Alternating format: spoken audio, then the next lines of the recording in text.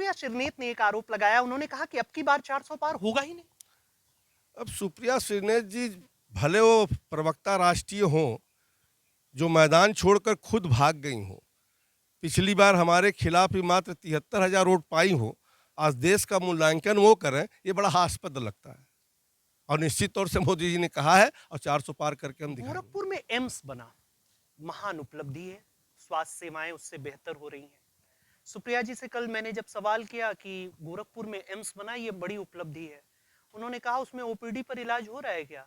उन्होंने कहा उसमें कोई इलाज ही नहीं हो रहा है, वो तो अभी आधार चल ही पर नहीं रहा रखते थे, वही नाली, वही खड़ंजा, वही मकान, वही शौचालय, पहले भी मकान बनता था।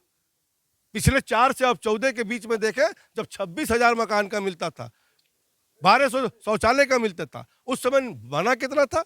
4 से 14 में देखें, उठाकर डाटा मेरे बना था। अब वित्त मंत्री है, महंगाई भी तो बढ़ी है, यही बात तो कह रही है सुप्रिया जी की 3 यम पर वो लोग नहीं बोलते हैं।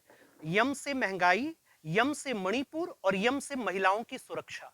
वो कह रही है इन्हीं 3 यम पर प्रधानमंत्री जी और उनके मंत्रियों जी ने बोलना बंद। तो सबका साथ, सबका विकास, सबका विश्वास, सबका प्रयास का जो नारा है, वो नारा नहीं है, एक मंत्र है, एक मंत्र है। और कि 2020 में कोई चुनाव नहीं था, कोविड से देश संकट में था, गरीब संकट में था।